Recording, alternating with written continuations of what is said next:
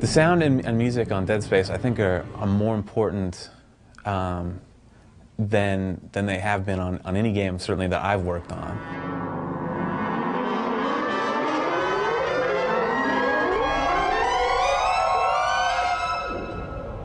It's not creepy unless there's a reason for it to be creepy.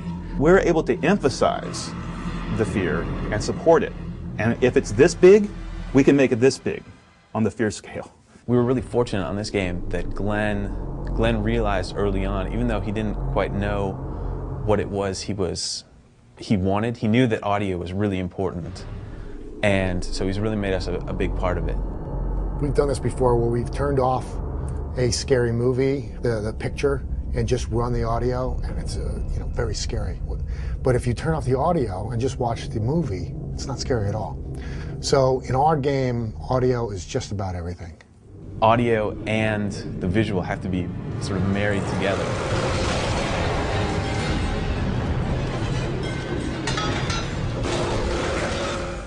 The way we make simple things scary is really not about the sound itself, it's about the situation. It's about why that sound happened, the timing, right? It's about what was the reason for that. And usually it's, I don't know what the reason was. And you're completely mystified. Why did that sound happen? And you look around and you know something's out there, but you don't know what. And it's that not knowing that makes you scared. I think one of the most unique audio elements of Dead Space is not necessarily the sounds we make. It's the control of the sounds we make. Well, the fear emitters is something that Don came up with a long time ago. It was sort of right at the very beginning of the game because we were trying to find a way that that was different than other games, that you could build up the fear, but also try and make it work with interactive. What the fear emitter does, it just controls things. It can control the lighting, it can control anything. But what we do is we use it to control the music. And some of the problems with doing an interactive game is that you would have the sound building up, building up, building up. Then you would stop. The player would stop, and you still have the build-up. So with the fear emitters, what we were able to do is sort of have this cone of influences, and the closer and closer you got to an enemy, the louder he would get, and the more scary he would sound.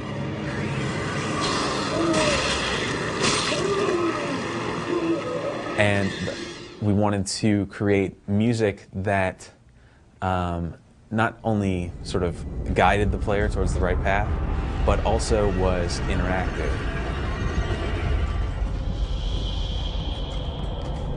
One of the things that's motivated us throughout the whole game is sort of reality, and as close to reality as you can possibly get.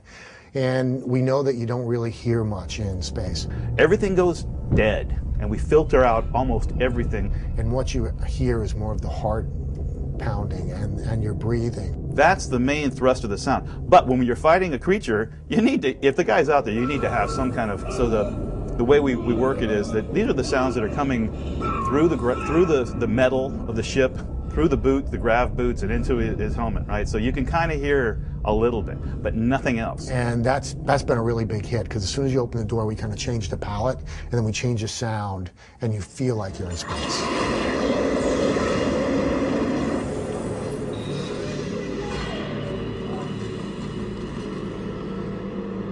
The way I tend to get the unique creature sounds is all about just experimenting. So the monsters in our game are sort of interesting in that they're all sort of based from the human form. And the coolest thing I think about doing the creature voices is really first understanding what the creatures are about. One creature, it starts off looking kind of small and intimidating, and actually use baby sounds and children yelling. But you mix it in with other creatures and panthers and things like that, and what you come up with is something completely different. Don kept saying, Glenn, I got this sound from the BART train. I've been riding it for years, and this horrible sound as I go under the bay in the tunnel, and I just want to use it. I'm like, all right, Don, go do it. So he comes back, and it's this horrible sound, and he puts it in this one part of the game where we have no action, no enemies, nothing, and all we're doing is blinking the light, and people just want to run out of that room. It's one of the, greatest moments in the game, but nothing's happening but sound and light. And from then on, it just said, Don, you're going to run with this, you know. Yeah, that was a great idea. So I was asking him the other day, you got any more of those BART train ideas?